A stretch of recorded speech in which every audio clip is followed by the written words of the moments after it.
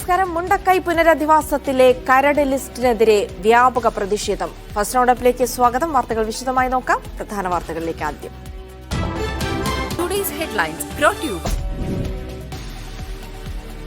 മുണ്ടക്കൈ പുനരധിവാസത്തിൽ കേന്ദ്രത്തെ പഴിച്ചുകൊണ്ടിരുന്ന സംസ്ഥാന സർക്കാരും പ്രതിക്കൂട്ടിൽ. പുനരധിവാസ പട്ടികയിൽ നിന്ന് പകുതിയിലേറെ അർഹരും പുറത്ത്.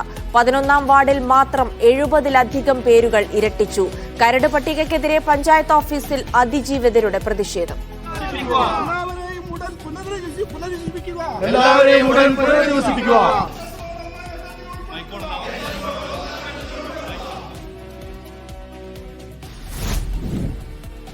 ഏത് കോൺഗ്രസ് നേതാവിനും ഏത് മതസംഘടനയുമായിട്ടും ആരുമായും സമൂഹത്തിൽ ആരുമായും കൂടുതൽ ബന്ധം സ്ഥാപിച്ചാൽ അതിൽ ഏറ്റവും സന്തോഷിക്കുന്ന ഒരാൾ ഞാനല്ല ലീഡർഷിപ്പിലിരിക്കുന്ന ഒരാൾ. NSSന് പിന്നാലെ വെള്ളാപ്പള്ളി നടേശനും ചെന്നിത്തലയെ പിന്തുണച്ചതോടെ സമുദായ നേതാക്കളോടുള്ള നിലപാടിലയഞ്ഞ് VD സതീശൻ. മതസംഘടനകളുമായി നേതാക്കൾ കൂടുതൽ ബന്ധം സ്ഥാപിച്ചാൽ ഏറ്റവും സന്തോഷിക്കുക താനെന്ന് പ്രതികരണം. 3ാം വട്ടവും പിണറായി വരുമെന്ന് പറഞ്ഞ വെള്ളാപ്പള്ളി കോൺഗ്രസ് മുഖ്യമന്ത്രിയെപ്പറ്റി പറഞ്ഞതിൽ അഭിമാനം. ശിവഗിരിയിലും ചെറുകോൽപ്പുഴയിലും സഭാവേദികളിലും താനും സജീവമെന്ന് പ്രതിപക്ഷ നേതാവ്. മുഖ്യമന്ത്രി ആരെന്നതല്ല, ഭരണമാറ്റമാണ് ലക്ഷ്യമെന്നും UDF കൺവീനർ.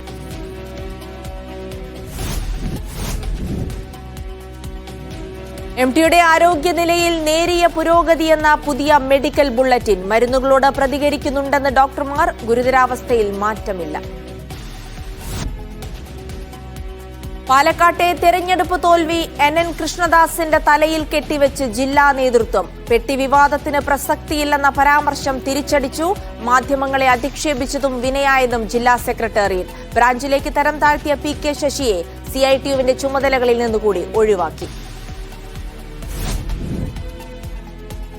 7ാം ക്ലാസ്സുകാരിക്ക് പാമ്പ് കടിയേറ്റ തിരുവനന്തപുരത്തെ ചെങ്കൽ UP സ്കൂളിൽ ആരോഗ്യ വിദ്യാഭ്യാസ വകുപ്പ് ഉദ്യോഗസ്ഥരുടെ പരിശോധന. കാർഡ് വെട്ടിത്തെളിക്കാൻ DO നിർദ്ദേശം നൽകി. പൊതുവിദ്യാഭ്യാസ ഡയറക്ടർ ഇന്ന് തന്നെ വിദ്യാഭ്യാസ മന്ത്രിക്ക് റിപ്പോർട്ട് നൽകും. 7ാം ക്ലാസ്സുകാരി നേഹയുടെ ആരോഗ്യനില തൃപ്തികരം. കാഞ്ഞിരപ്പള്ളി ഇരട്ട കൊലപാതകത്തിൽ പ്രതി ജോർജ് കുര്യന് ഇരട്ട ജീവപര്യന്തം. വിവിധ വകുപ്പുകളിൽ 8 വർഷം തടവ് ആദ്യം അനുഭവിക്കണം. 20 ലക്ഷം രൂപ പിഴയും ഒടുക്കണം. കടുത്ത ശിക്ഷ വിധിച്ചത് കോട്ടയം അഡീഷണൽ സെഷൻസ് കോടതി. സ്വത്ത് തർക്കത്തെ തുടർന്ന് സഹോദരനെയും മാതൃ സഹോദരനെയും വെടിവെച്ചു കൊന്നത് 2022 മാർച്ചിൽ. മുണ്ടക്കൈ പുനരധിവാസത്തിൽ കേന്ദ്രത്തെ പഴിച്ചുകൊണ്ടിരുന്ന സംസ്ഥാന സർക്കാരും പ്രതിക്കൂട്ടിൽ. 4.5 മാസത്തിനു ശേഷം പ്രസിദ്ധീകരിച്ച ഗുണഭോക്തൃ കരട് പട്ടികയിൽ അർഹരായ നിരവധി പേർ പുറത്തായപ്പോൾ 100-ലധികം പേരുകൾ ഇരട്ടിച്ചു.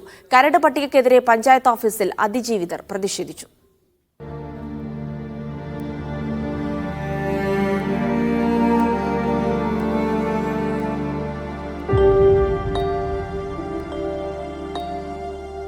ദുരന്തം കഴിഞ്ഞ് നീണ്ട 4.5 മാസത്തിന് ശേഷം പ്രഖ്യാപിച്ച പുനരധിവാസ പട്ടികയിലാണ് വ്യാപക പിഴവുകൾ. സർവ്വവും നഷ്ടപ്പെട്ട നിരവധി പേർ കരട് പട്ടികയ്ക്ക് പുറത്ത്. സർക്കാർ പ്രസിദ്ധീകരിച്ച 388 പേരുടെ ലിസ്റ്റിൽ 100-ലധികം പേരുകൾ ആവർത്തിച്ചതും അനാസ്ഥയ്ക്ക് അടിവരയിടുന്നു. എന്റെ പാടി പൂർണ്ണമായിട്ട് നഷ്ടപ്പെട്ടതാണ്. എന്നിട്ടും എന്റെ പേരോ കാര്യങ്ങളോ ഒന്നും ഒരു ലിസ്റ്റിൽ വന്നിട്ടില്ല. ഇതിങ്ങനെ നീട്ടിക്കൊണ്ട് പോയിട്ട് നമ്മളെ പേരൊന്നും വരാതിരുന്നു കഴിഞ്ഞാൽ ഞാനൊക്കെ എവിടെ പോയിട്ട് നിൽക്കുക? ഇതോടെ ദുരന്തബാധിതരുടെ രോഷം മണപൊട്ടി.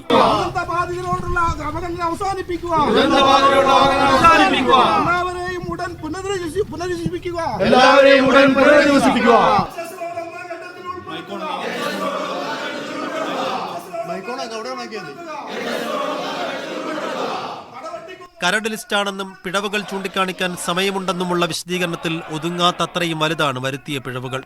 കരട് ലിസ്റ്റ് പൂർണ്ണമായി പിൻവലിച്ച് ജനങ്ങളെ കേട്ട് പുതിയ കരട് ലിസ്റ്റ് പ്രസിദ്ധീകരിക്കണമെന്നാണ് ആവശ്യം. ടിയാനി സലി, മീഡിയ 1, വയനാട്. NSSും SNDPയും രമേശ് ചെന്നിത്തലയെ പുകഴ്ത്തിയതോടെ സമുദായ നേതാക്കളോടുള്ള നിലപാടിലയഞ്ഞ് പ്രതിപക്ഷ നേതാവ് VD സതീശൻ. കോൺഗ്രസ് നേതാക്കൾ മതസംഘടനകളുമായി കൂടുതൽ ബന്ധം സ്ഥാപിച്ചാൽ ഏറ്റവും സന്തോഷിക്കുക താനാണെന്ന് സതീശൻ പ്രതികരിച്ചു. 3ാം വട്ടവും പിണറായി വിജയൻ മുഖ്യമന്ത്രിയാകുമെന്ന് പറഞ്ഞ വെള്ളാപ്പള്ളി കോൺഗ്രസിന്റെ മുഖ്യമന്ത്രിയെപ്പറ്റി പറഞ്ഞതിൽ അഭിമാനമുണ്ട്. ശിവഗിരിയിലും സഭാവേദികളിലും താനും സജീവമാണെന്നും പ്രതിപക്ഷ നേതാവ് പറഞ്ഞു. മുഖ്യമന്ത്രി ആരെന്നതല്ല, ഭരണമാറ്റമാണ് ലക്ഷ്യമെന്നായിരുന്നു UDF കൺവീനർ MM ഹസന്റെ പ്രതികരണം. വെള്ളാപ്പള്ളി സാമുദായിക പ്രശ്നങ്ങൾ, അവരുടെ സമുദായത്തെ നേരിടുന്ന പ്രശ്നങ്ങൾ പറഞ്ഞാൽ അതിന് മറുപടി പറയാം. രാഷ്ട്രീയം അദ്ദേഹം പറയുമ്പോൾ നമ്മളതിനാ, അതേ രാഷ്ട്രീയ നേതാവല്ലല്ലോ. ഏത് കോൺഗ്രസ് നേതാവിനും ഏത് മതസംഘടനയുമായിട്ടും ആരുമായും സമൂഹത്തിൽ ആരുമായും കൂടുതൽ ബന്ധം സ്ഥാപിച്ചാൽ അതിൽ ഏറ്റവും സന്തോഷിക്കുന്ന ഒരാൾ ഞാനല്ലേ ലീഡർഷിപ്പിലിരിക്കുന്ന ഒരാൾ. ഞങ്ങളെല്ലാവരും ചേർന്ന് ശ്രമിച്ചാൽ മാത്രമേ UDF അധികാരത്തിൽ തിരിച്ചു കൊണ്ടുവരാൻ പറ്റുള്ളൂ. ഞാൻ ആരുമായിട്ടും പിണക്കത്തിലില്ല. ഞാൻ എപ്പോഴും പറഞ്ഞിട്ടുണ്ടല്ലോ, മത നേതാക്കൾ സമുദായ നേതാക്കളുമായിട്ട് നല്ല ബന്ധം നമ്മൾ പുലർത്തും. അവർക്കൊരു ആവശ്യം വന്നാൽ ജെന്യുവിനായിട്ടുള്ള ആവശ്യമാണെങ്കിൽ നമ്മൾ അവരുടെ കൂടെ ഉണ്ടാവും. ധനസുമോദുണ്ട് വിവരങ്ങൾ നൽകാനായി. ധനസുമോദ, മത നേതാക്കളിൽ നിന്ന് മാറി നിൽക്കുക എന്ന നിലപാടിൽ അയവ് വരുത്തിയിരിക്കുകയാണ് പ്രതിപക്ഷ നേതാവ്. ഒപ്പം തന്നെ ശ്രദ്ധിക്കേണ്ടത് UDF കൺവീനറുടെ പ്രസ്താവന കൂടിയാണ്. വെള്ളാപ്പള്ളിക്ക് മറുപടി നൽകിക്കൊണ്ട് പരോക്ഷമായി VD സതീശനെ പിന്തുണച്ചുകൊണ്ടുള്ള ഒരു വരവാണോ UDF കൺവീനർ നടത്തിയത്?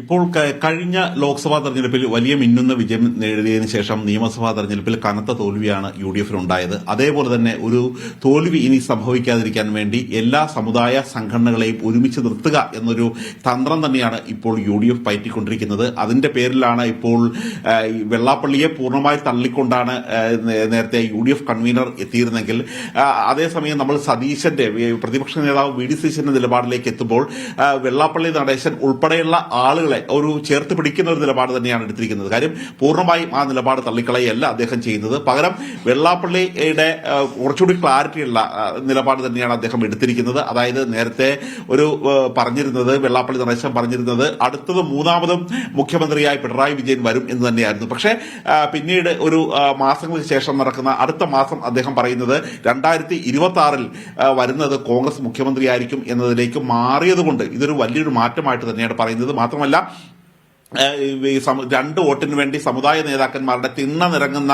ഇടപാട് തനിക്കുണ്ടാവില്ല എന്നുള്ളൊരു കാര്യം അദ്ദേഹം പറഞ്ഞിരുന്നു നേരത്തെ. പക്ഷേ ഈ തരത്തിലുള്ള ഒരു നിലപാട് അദ്ദേഹം പ്രതിപക്ഷ നേതാവായി കഴിഞ്ഞപ്പോൾ മാറി എന്നാണ് ഇവിടെ UDF കൺവീനർ പറഞ്ഞിരിക്കുന്നത്. കാര്യം വെറും ഒരു MLA ഇരുന്ന സമയത്ത് മാത്രമാണ് ആ തരത്തിലുള്ള നിലപാട് എടുത്തിരുന്നത്. പക്ഷേ കോൺഗ്രസിന്റെ എക്കാലവുമുള്ള നിലപാട് NSS ഉൾപ്പെടെയുള്ള സമുദായ സംഘടനകളോട് ഒരുമിച്ച് പോകുക എന്ന് തന്നെയായിരുന്നു. ഇത് പറഞ്ഞ് അദ്ദേഹം UDF കൺവീനർ ഡൽഹിയിൽ പറഞ്ഞ് അരമണിക്കൂറിൽ തന്നെയാണ് സമുദായ സംഘടനകളുമായി ഒരുമിച്ച് പോകുന്ന നിലപാട് തന്നെയാണ്, അവർ ചേർത്ത് പിടിക്കേണ്ടത് തന്നെയാണെന്നുള്ള ഒരു നിലപാട് കൂടി VD സതീശന്റെ ഭാഗത്തുനിന്ന് കേരളത്തിൽ നിന്നുണ്ടായിരിക്കുന്നത്. ശരി, ധനസുമോദാണ് വിവരങ്ങൾ നൽകിയത്. മതസംഘടനകളോടുള്ള നിലപാടിൽ മാറ്റം വരുത്തിയിരിക്കുകയാണ് പ്രതിപക്ഷ നേതാവ്. പ്രത്യേകിച്ച് ഒരു ഭരണമാറ്റം ലക്ഷ്യമിട്ടുകൊണ്ട് തന്നെ പ്രവർത്തിക്കുമ്പോൾ അത്തരത്തിലുള്ള സമുദായ നേതാക്കളെ തള്ളിപ്പറയാനും പ്രതിപക്ഷ നേതാവിന് കഴിയില്ല എന്നുള്ളത് കാര്യവും ശ്രദ്ധേയമാണ്. വിവരങ്ങളാണ് ധനസുമോദ് നൽകിയത്. ഇടുക്കി കട്ടപ്പനയിൽ ജീവനൊടുക്കിയ നിക്ഷേപകൻ സാബുവിനെ CPM നേതാവ് ഭീഷണിപ്പെടുത്തുന്ന സന്ദേശം പുറത്ത്. CPM കട്ടപ്പന മുൻ ഏരിയ സെക്രട്ടറിയും മുൻ ബാങ്ക് പ്രസിഡന്റുമായ VR സജിയാണ് സാബുവിനെ അടി വാങ്ങിക്കേണ്ട സമയം കഴിഞ്ഞെന്നും പണി മനസ്സിലാക്കി തരാമെന്നും പറഞ്ഞ് ഭീഷണിപ്പെടുത്തിയത്. കുടുംബത്തിനൊപ്പമെന്ന് പറയുമ്പോഴും സജിയെ സംരക്ഷിക്കുന്ന നിലപാടാണ് CPM ജില്ലാ നേതൃത്വം സ്വീകരിച്ചത്. നിങ്ങൾ അടി മേടിക്കേണ്ട സമയം കഴിഞ്ഞിരിക്കുക. എന്റെ പൊന്നു സഹോദരനെ കൊന്നു. നിങ്ങൾക്ക് പണി അറിയത്തില്ല കേട്ടാ. നിങ്ങൾക്ക് പണി അറിയത്തില്ല കേട്ടാ. എനിക്ക് സത്യമായിട്ട് ഇങ്ങനത്തെ പണിയൊന്നും അറിയത്തില്ല. സത്യമായിട്ട് അറിയത്തില്ല. പണി മനസ്സിലാക്കി തരാം. എനിക്ക് സത്യമായിട്ട് ഇങ്ങനത്തെ പരിപാടി പണി മനസ്സിലാക്കി തരാം. ഭാര്യയുടെ ചികിത്സാർത്ഥം ബാങ്കിലെത്തി പണം ആവശ്യപ്പെട്ടപ്പോൾ ബാങ്ക് സെക്രട്ടറി അടക്കമുള്ള ജീവനക്കാർ മോശമായി പെരുമാറിയെന്നായിരുന്നു സാബുവിന്റെ ആത്മഹത്യാക്കുറിപ്പിലുണ്ടായിരുന്നത്. ജീവനക്കാരനായി ബിനോയ് പിടിച്ച് തള്ളിയെന്നും താൻ ആക്രമിച്ചെന്ന് പറഞ്ഞ് പ്രശ്നമുണ്ടാക്കുകയാണെന്നും സാബു സജിയോട് പറഞ്ഞു. കുടുംബത്തോടൊപ്പമാണെന്നും അന്വേഷണത്തോട് സഹകരിക്കുമെന്ന് പറയുമ്പോഴും സജിയെ തള്ളാൻ CPM ജില്ലാ നേതൃത്വം തയ്യാറായില്ല. സജിയെ സംബന്ധിച്ച് സാബു സജിയോട് വിളിക്കുമ്പോൾ സംസാരിക്കുമ്പോൾ അതിനിടയ്ക്ക് സംസാരമധ്യേ വന്ന ഒരു വാക്ക് മാത്രം എടുത്തുകൊണ്ട് അദ്ദേഹത്തെ ഭീഷണിപ്പെടുത്തി അദ്ദേഹത്തിലേക്ക് വരുന്നൊരു കാര്യത്തിനകത്ത് കാര്യമില്ല.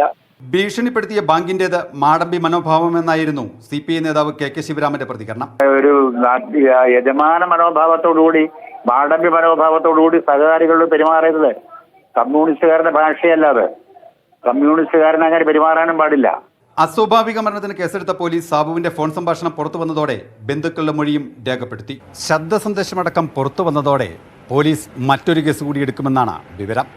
പോസ്റ്റ്മോർട്ടം റിപ്പോർട്ട് കയ്യിൽ കിട്ടിയാൽ തുടർ നടപടികൾ സ്വീകരിക്കാനാണ് നിലവിൽ കുടുംബത്തിന്റെ തീരുമാനം. ഇടുക്കിയിൽ നിന്ന് സിജോ വർഗീസ്, മീഡിയ 1. ബാങ്ക് അധികൃതരുടെ അധിക്ഷേപമാണ് സാബുവിന്റെ മരണത്തിലെത്തിച്ചതെന്ന് ഭാര്യ മേരിക്കുട്ടി മീഡിയ 1നോട് പണി വച്ചിട്ടുണ്ടെന്ന് പറഞ്ഞതോടെ സാബു തളർന്നു. ബാങ്ക് ജീവനക്കാർ ബിനോയിയും ഭീഷണിപ്പെടുത്തി. ബാങ്കിനെ വിശ്വസിച്ചാണ് താൻ ആശുപത്രിയിൽ അഡ്മിറ്റായത്. 2 ദിവസം ബാങ്കിലെത്തിയിട്ടും ചികിത്സയ്ക്ക് ആവശ്യമായ പണം ലഭിച്ചില്ലെന്നും മേരിക്കുട്ടി പറഞ്ഞു. ആശുപത്രിയിൽ നിന്ന് ഡിസ്ചാർജ് ഇന്നലെയാണ്. അതുമായിട്ട് ബന്ധപ്പെട്ട് പണത്തിന്റെ ആവശ്യം വന്നു. കാരണം ഇൻഷുറൻസ് കിട്ടുമെന്ന് ഞങ്ങൾ ഓർത്തിരുന്നു. ഇൻഷുറൻസ് അന്നേരം ഈ യൂട്രസ് സംബന്ധമായ രോഗങ്ങൾക്ക് ഇൻഷുറൻസ് ഇല്ലെന്ന് പറഞ്ഞു. അവിടെ ചെന്നപ്പോഴേ 2 ലക്ഷം രൂപയോളം അടുത്ത് വരുമെന്ന് പറഞ്ഞു. ഓപ്പറേഷനും ബാക്കി എക്സ്പെൻസും എല്ലാം കൂടെ 4 മണി തൊട്ട് 5 മണി വരെ ഞങ്ങൾ ബാങ്ക് റിക്വസ്റ്റ് ചെയ്തു, ഞങ്ങൾക്ക് ഓപ്പറേഷന് വേണ്ടി മാത്രം. അപ്പോൾ അന്ന് തന്നേയില്ല. അന്ന് ഞങ്ങൾ തരികയല്ലെന്ന് പറഞ്ഞു, ഇപ്പോൾ ഉണ്ടാകുകയല്ലെന്ന് പറഞ്ഞു. സ്വരുക്കൂട്ടിയ പണം ബാങ്കിൽ നിക്ഷേപിച്ച് സ്വന്തമായി സ്ഥലം വാങ്ങുകയായിരുന്നു സാബുവിന്റെ ലക്ഷ്യം. ലഭിക്കാനുള്ള 15 ലക്ഷം തവണകളായി നൽകാമെന്ന വാക്ക് വിശ്വസിച്ചവർ പക്ഷേ നിരാശരായി. കാലങ്ങളായി അലട്ടിയിരുന്ന ആരോഗ്യ പ്രശ്നങ്ങളെ തുടർന്ന് ആശുപത്രിയിൽ അഡ്മിറ്റായിട്ടും പണം തന്നില്ല. ചോദിച്ചു എന്ന സാബുവിനെ ബാങ്ക് ജീവനക്കാരൻ ബിനോയ് ഭീഷണിപ്പെടുത്തി. സജിയുടെ ഭീഷണി കൂടിയായപ്പോൾ ആകെ തളർന്നെന്നും മേരിക്കുട്ടി. വേറെ ഒരു പ്രശ്നങ്ങളും ഇല്ല. അന്നത്തെ ആ ഒരു ദിവസത്തെ പ്രശ്നമാണ്. അന്നത്തെ ഒരു പ്രശ്നം അന്ന് തള്ളും ഉന്തുന്നുണ്ടായി. അതുപോലെ തന്നെ പോടാപുല്ല എന്ന് പറഞ്ഞു. പിന്നെ സംസാരിച്ചത് ഭയങ്കര ഷോക്കായിപ്പോയി. എന്നോട് രാത്രി പറഞ്ഞു. സജിക്കെതിരെ ആത്മഹത്യാ പ്രേരണ കുറ്റം ചുമത്തണമെന്ന സാബുവിന്റെ സഹോദരൻ ജോയിയും ആവശ്യപ്പെട്ടു. അദ്ദേഹത്തിന് അപമാനിതനാകുകയും അതോടുകൂടി മനംനൊന്നാണ് അദ്ദേഹം ഈ ഒരു സംഗതിയിലേക്ക് മുതിർന്നതെന്നുമാണ് തീരുമാനം. ഇനി ബാക്കി പോസ്റ്റ്മോർട്ടം റിപ്പോർട്ടിൽ കൂടെ ബാക്കി നടപടികൾ എന്താണെന്നുള്ളത് ഞങ്ങൾ സ്വീകരിക്കുന്നതായിരിക്കും. ഇടുക്കി മെഡിക്കൽ കോളേജിൽ പോസ്റ്റ്മോർട്ടം നടപടികൾക്ക് ശേഷം വീട്ടിലെത്തിച്ച മൃതദേഹം വൈകിട്ട് 3 മണിയോടെ സംസ്കരിക്കും. നിക്ഷേപിച്ച പണം തിരികെ കിട്ടാതിരുന്നിട്ടും ബാങ്കിനെ വിശ്വസിച്ചവരെ നിരാശരാക്കിയ വാക്കുകൾ കുടുംബത്തെ അപ്പാടെ തളർത്തി. സാബുവിന്റെ മരണം തീരാ നഷ്ടവും. ഇടുക്കിയിൽ നിന്ന് സിജോ വർഗീസ്, മീഡിയ 1. കേരളത്തിലെ സഹകരണ മേഖല തകർന്നാൽ ഉത്തരവാദിത്തം CPM-ന് മാത്രമാണെന്ന് പ്രതിപക്ഷ നേതാവ് VD സതീശൻ. പോലീസിനെയും ഗുണ്ടകളെയും ഉപയോഗിച്ച് CPM സഹകരണ ബാങ്കുകൾ പിടിച്ചെടുക്കുകയാണെന്നും സതീശൻ ആരോപിച്ചു.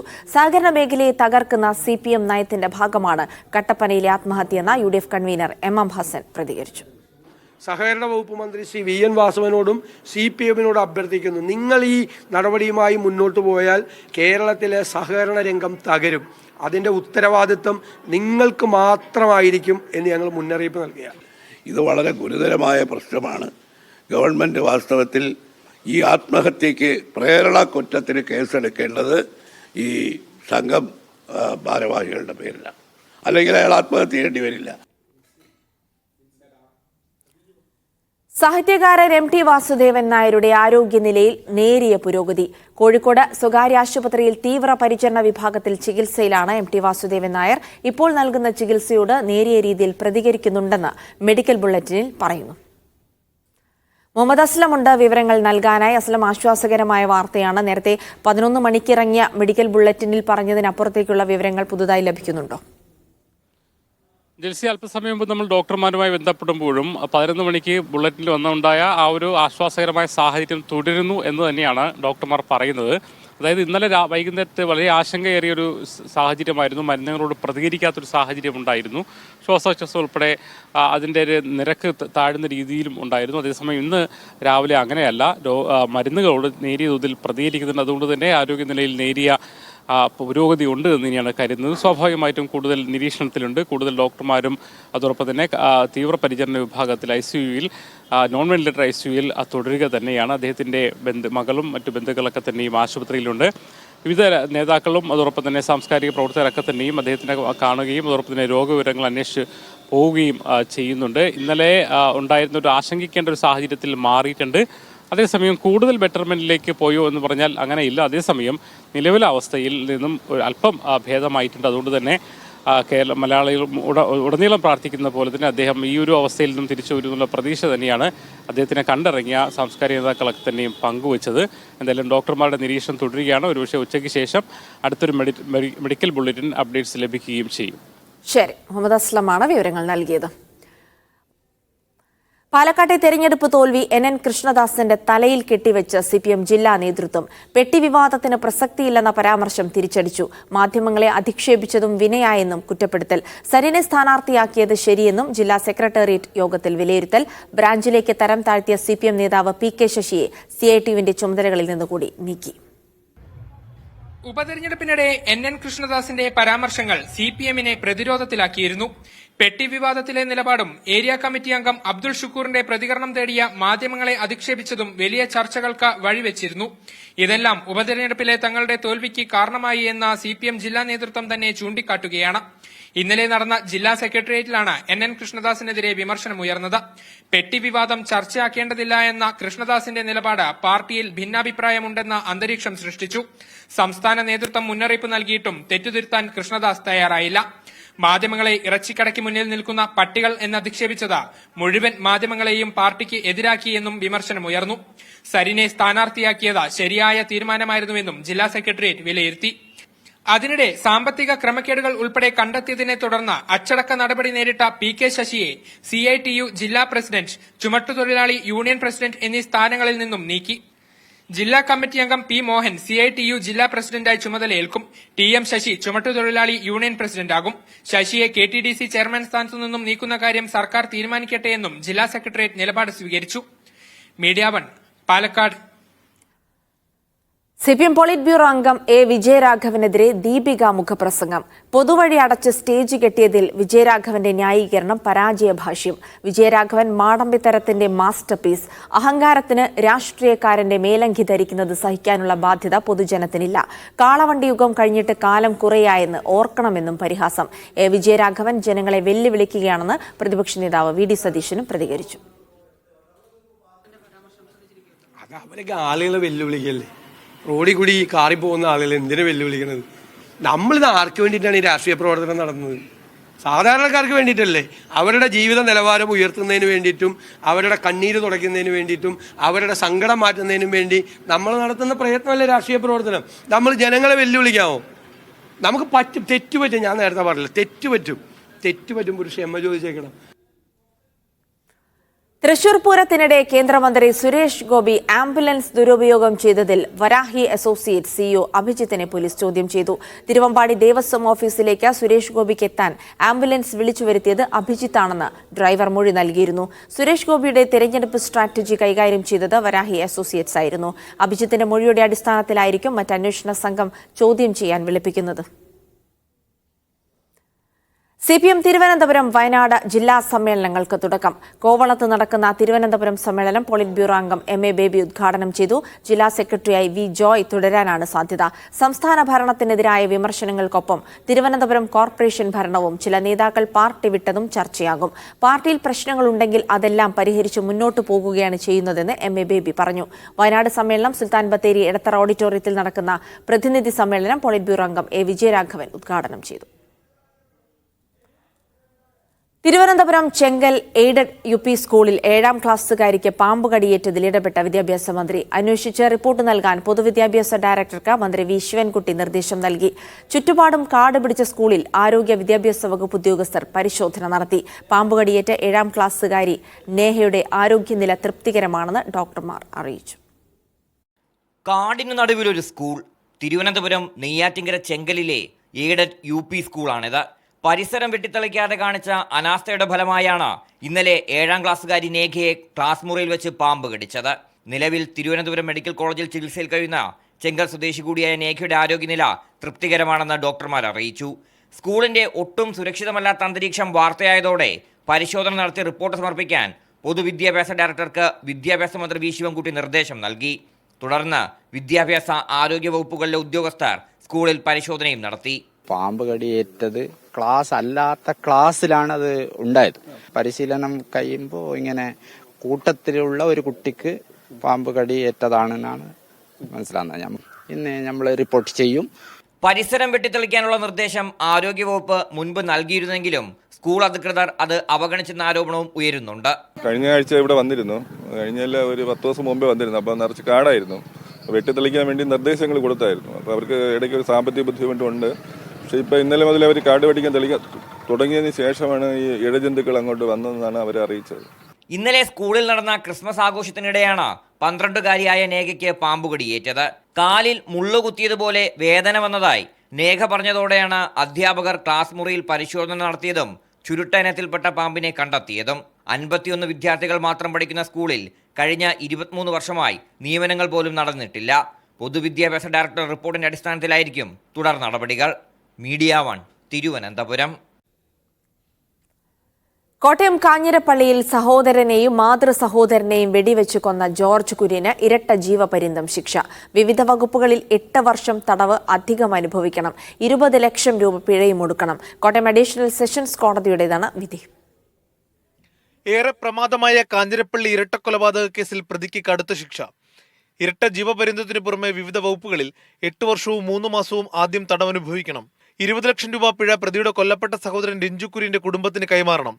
വിധിയെ പ്രോസിക്യൂഷനും കുടുംബവും സ്വാഗതം ചെയ്തു. ഇത് നീതി നടപ്പായി എന്നുള്ളതാണ് പ്രോസിക്യൂഷന് പറയാനുള്ളത്. കാരണം അതിനകത്ത് പ്രതിക്ക് പരമാവധി ശിക്ഷ വാങ്ങിക്കൊടുക്കാനും നിയമവാഴ്ച പുലരുന്നുണ്ട് എന്ന് തെളിയിക്കാൻ നമുക്ക് പറ്റും. 76 സാക്ഷിമൊഴികൾ, 278 പ്രമാണങ്ങൾ, 75 സാഹചര്യ തെളിവുകൾ എന്നിവ പ്രോസിക്യൂഷൻ ഹാജരാക്കി. അടുത്ത ബന്ധുക്കളടക്കം കൂറുമാറിയ കേസിൽ ശക്തമായ തെളിവുകൾ കേസിൽ നിർണായകമായി. ഈ സാക്ഷികൾ കൂറുമാറിയെങ്കിൽ പോലും നമ്മളെടുത്ത തെളിവുകളെല്ലാം കോടതിക്ക് അത് വിശ്വസനീയമായ തെളിവുകളാണ്. അതായത് സാക്ഷി കൂറുമാറിയാലും തന്നെ കൃത്യമായ തെളിവുകളുണ്ടെങ്കിൽ തീർച്ചയായിട്ടും കോടതി അത് ശിക്ഷിക്കപ്പെടും എന്നുള്ളത് നമുക്ക് മനസ്സിലാക്കാം. വിധിക്കെതിരെ അപ്പീൽ പോകുമെന്ന് പ്രതിഭാഗം അറിയിച്ചു. സ്വത്ത് തർക്കത്തെ തുടർന്ന് 2022 മാർച്ച് 7-നാണ് പ്രതി സഹോദരൻ രഞ്ജു കുര്യൻ, മാതൃ സഹോദരൻ മാത്യൂസ് കറിയ എന്നിവരെ വെടിവെച്ച് കൊലപ്പെടുത്തിയത്. മീഡിയ 1 കോട്ടയം. കളമശ്ശേരിയിലെ മഞ്ഞപ്പിത്ത വ്യാപനത്തിൽ അതീവ ജാഗ്രതാ നിർദ്ദേശം. ഇന്നലെ മാത്രം 29 പേർക്കാണ് രോഗം സ്ഥിരീകരിച്ചത്. ചികിത്സയിൽ കഴിയുന്ന 2 പേരുടെ നില ഗുരുതരമായി തുടരുന്നു. രോഗവ്യാപനം തടയാൻ ഊർജിതമായ പ്രതിരോധ പ്രവർത്തനങ്ങളാണ് നടന്നുവരുന്നത്.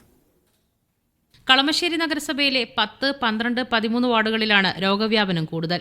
ഇന്നലെ വരെയുള്ള ഔദ്യോഗിക കണക്കുകൾ അനുസരിച്ച് രോഗബാധിതർ 42 പ്രദേശത്തെ വിവിധയിടങ്ങളിലെ കിണർവെള്ളത്തിൽ ഈക്കോളി ബാക്ടീരിയയുടെ സാന്നിധ്യം കണ്ടെത്തിയിരുന്നു. കുടിവെള്ളം മലിനമാകാനിടയ സാഹചര്യത്തെക്കുറിച്ച് വിശദമായ പരിശോധനയാണ് നടന്നുവരുന്നത്. ഗൃഹപ്രവേശന ചടങ്ങ് നടന്ന സ്ഥലത്തെ ഒരു കിണറിലും ഈക്കോളി സാന്നിധ്യം കണ്ടെത്തിയിരുന്നു. ഈ പരിപാടിയിൽ പങ്കെടുത്ത പലർക്കും രോഗബാധ ഉണ്ടായിട്ടുണ്ട്. രോഗവ്യാപനം ഉണ്ടായത് ഇവിടെ നിന്നാണെന്ന് സംശയമുണ്ട്. ചടങ്ങിൽ പങ്കെടുത്ത മുഴുവൻ പേരുടെയും വിവരങ്ങൾ ശേഖരിച്ചു വരികയാണ്. പ്രതിരോധ പ്രവർത്തനങ്ങളുടെ ഭാഗമായി മെഡിക്കൽ ക്യാമ്പും ആരംഭിച്ചു. അതേസമയം നഗരസഭ ആരോഗ്യ വിഭാഗം ഹോട്ടലുകളിലും ജ്യൂസ് കടകളിലും കേന്ദ്രീകരിച്ച് നടത്തിയ പരിശോധനയിൽ 11 സ്ഥാപനങ്ങൾക്കെതിരെ നടപടിയെടുത്തു. വരും ദിവസങ്ങളിലും പരിശോധന ശക്തമാക്കാനാണ് തീരുമാനം. മീഡിയ 1 കൊച്ചി. കോഴിക്കോട് കല്ലുത്താൻ കടവിൽ KSRTCയും സ്കൂട്ടറും കൂട്ടിയിടിച്ചു. ഗോവിന്ദപുരം സ്വദേശി റോഷന് ദാരുണാന്ത്യം. വടകരയിൽ ഫൈബർ വള്ളം മറിഞ്ഞ മത്സ്യത്തൊഴിലാളിക്ക് ദാരുണാന്ത്യം. മരിച്ചത് കുയ്യൻ വീട്ടിൽ അബൂബക്കർ. തിരുവനന്തപുരം ശിശുക്ഷേമ സമിതിയിൽ ജില്ലാ ലീഗൽ സർവീസ് അതോറിറ്റി തെളിവെടുപ്പ് നടപടി. 2 വയസ്സുകാരിയുടെ ജനനേന്ദ്രിയത്തിൽ മുറിവേൽപ്പിച്ച സംഭവത്തിന് പിന്നാലെ ആലുവ പോലീസ് സ്റ്റേഷനിൽ നിന്ന് ചാടിപ്പോയ പോക്സോ പ്രതിയെ പിടികൂടി. അങ്കമാലി സ്വദേശി ഐസക് ബെന്നി രക്ഷപ്പെട്ടത് ഇന്നലെ രാത്രി. പാലക്കാട് കോട്ടായിൽ അയൽവാസികൾ വീട് കയറി ആക്രമിച്ചെന്ന് പരാതി. കാർ ഉൾപ്പെടെ 8 വാഹനങ്ങൾ നശിപ്പിച്ചു. വിവാഹത്തിന് വസ്ത്രമെടുക്കാൻ പണം നൽകാത്തതിലെ തർക്കമെന്ന് സൂചന. നിലമ്പൂർ ചുങ്കത്തറയിൽ ഉടുമ്പിറച്ചിയുമായി 2 പേർ പിടിയിൽ. പിടിയിലായത് അണ്ടിക്കുന്ന് ചളിക്കുളം സ്വദേശികൾ. ഇംഗ്ലീഷ് പ്രീമിയർ ലീഗിൽ ഇന്ന് നിലവിലെ ചാമ്പ്യന്മാരായ മാഞ്ചസ്റ്റർ സിറ്റി ആസ്റ്റൺ വില്ലയ്ക്കെതിരെ ഇറങ്ങും. അവസാന 5 മത്സരങ്ങളിൽ 1 മാത്രമാണ് സിറ്റിക്ക് ജയിക്കാനായത്. 16 മത്സരങ്ങളിൽ നിന്ന് 27 പോയിന്റുമായി 5-ാമതാണ് സിറ്റി. കരുത്തരായ ആഴ്സണൽ ക്രിസ്റ്റൽ പാലസിനെ നേരിടും. 4-ാമതുള്ള നോട്ടിംഗ്ഹാം ഫോറസ്റ്റിന് ബ്രെന്റ്ഫോർഡാണ് എതിരാളികൾ. വെസ്റ്റ് ഹാം, ബ്രൈറ്റൺ, ന്യൂകാസിൽ തുടങ്ങിയ ടീമുകളും ഇന്നിറങ്ങും. മുൻ ഇന്ത്യൻ ക്രിക്കറ്റ് താരം റോബിൻ ഉത്തപ്പയ്ക്കെതിരെ അറസ്റ്റ് വാറന്റ്. ജീവനക്കാരുടെ PF വിഹിതത്തിൽ തട്ടിപ്പ് നടത്തിയതിനാണ് നടപടി. PF regional commissioner S. Gopal റെഡ്ഡിയാണ് അറസ്റ്റ് വാറന്റ് പുറപ്പെടുവിച്ചത്. Centuries life style brand private limited എന്ന റോബിന്റെ സ്ഥാപനത്തിലെ തൊഴിലാളികളുടെ PF തുക പദ്ധതിയിൽ നിക്ഷേപിക്കുന്നതിൽ തിരിമറി നടത്തിയെന്നാണ് കണ്ടെത്തൽ. ഇതുവഴി 23 ലക്ഷം രൂപയുടെ തട്ടിപ്പ് നടത്തിയെന്നാണ് ക്രിക്കറ്റ് താരത്തിനെതിരായ ആരോപണം. ഇനി സ്വർണ്ണനിരക്ക്. സ്വർണം 22 ക്യാരറ്റ് ഗ്രാമിന് 7090 രൂപ, പവന് 56,720 രൂപ. സ്വർണം 18 ക്യാരറ്റ് ഗ്രാമിന് 5865 രൂപ, പവന് 46,920 രൂപ. വെള്ളി ഗ്രാമിന് 94 രൂപ. പ്രസരണം പൂർണ്ണമാകുന്നു. ഇടവേളയ്ക്ക് ശേഷം ഫാസ്റ്റ് ന്യൂസിൽ അനീഷ പവാർ.